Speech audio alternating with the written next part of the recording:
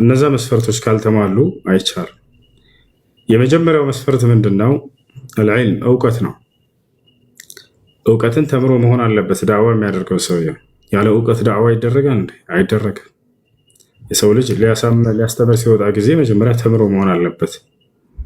ገብታችኋል? አላህ በቁርአን ላይ ሲናገር ቁል ሃዚሂ ሰቢሊ አድዑ ኢለላህ ዐላ በሲረቲን አነ ወመን ኢተበዐኒ ወሱብሓነላሂ ወማ አነ ሚነል ሙሽሪኪን ይላል።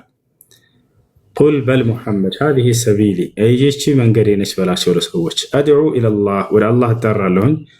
ዐላ በሲረቲን አይ ዐላ ዒልም ሚነል ኪታቢ ወሱና በእውቀት ላይ ተመርኩዘን እንጣራለን በላቸው። አነ ወመን ኢተበዐኒ እኔና እኔን የተከተሉኝ።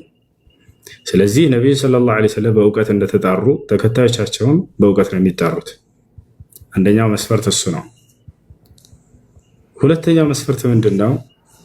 ይሄ ዳዕዋ ዒባዳ ነው፣ አምልኮ ነውና አምልኮ ደግሞ ተውቂፊይ ነው። በቁርአንና በሐዲስ ላይ የቆመ ነው። ማስረጃ ከዚያ መገኘት አለበት። ያደራረጉን ከይፍያ ነቢዩ ሰለላሁ ዐለይሂ ወሰለም ለዳዕዋ ሰሃቦቻቸውን ልከዋቸው ነበር። ኹሩጅ ወጥተዋል ሰሃቦች፣ ችግር የለውም ግን ጊዜ ገደብ አድርገዋል። 7 ቀን፣ 3 ቀን፣ ወር፣ 4 ዓመት ምናምን እያሉ ከፋፍለዋል ወይ? ላ አይደለም። ይሄ ቢድዓ ነው።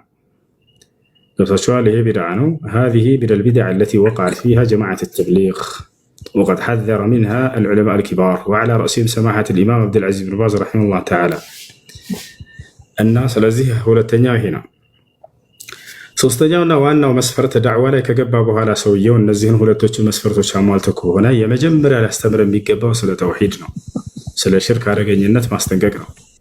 ነቢዩ ሰለላሁ ዐለይሂ ወሰለም እንዲሁም የቀደሙት ነቢያቶች ያስተምሮታቸው ዋናና መሰረት መጀመሪያ ያደረጉት ዳዕዋ ኢላ ተውሂድ ወተሕዚር ናስ ሚነ ሽርክ ይሄ ነው። ታዲያ ጀማዓት ተብሊግ ይህን አታደርግም። ይህን አያደርጉም። አይታችሁ ከሆነ ቀን ገደብም ያደርጋሉ። ከእውቀትም ነፃ ናቸው።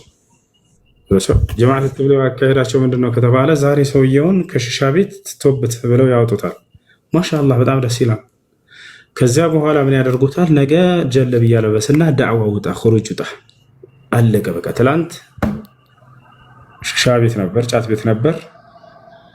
በቅጽበት ዳዒ ሆነ ያ ሰውዬ። ያስኬዳል። የኢስላም መንገድ ነብዩ ሰለላሁ ዐለይሂ ወሰለም መንገድ አይደለም በፍጹም። ሰሃቦች ለስንት ዓመታት ተምረው ነው ከዚያ በኋላ ሂዱና ወደ የመን አስተምሮ ብለው ሰሃቦችን የላኳቸው ነብዩ ሰለላሁ ዐለይሂ ወሰለም። ከታቻለ አይደል? ያ ነው። ስለዚህ ተውበት ያደረገን ሰው ታዲያ ዳዕዋ ውጣ ሳይሆን የምንለው ከሽሻ ቤት ያወጣነው ሰው እና እውቀትን ቀሰም ተማር ብለን ለዑለሞች አሳልፈን ሰጠዋል። ያስተምሩታል። እውቀትን ከቀሰመ በኋላ ያስተምራል። ችግር የለም። ያ ነው ማለት ያለበት።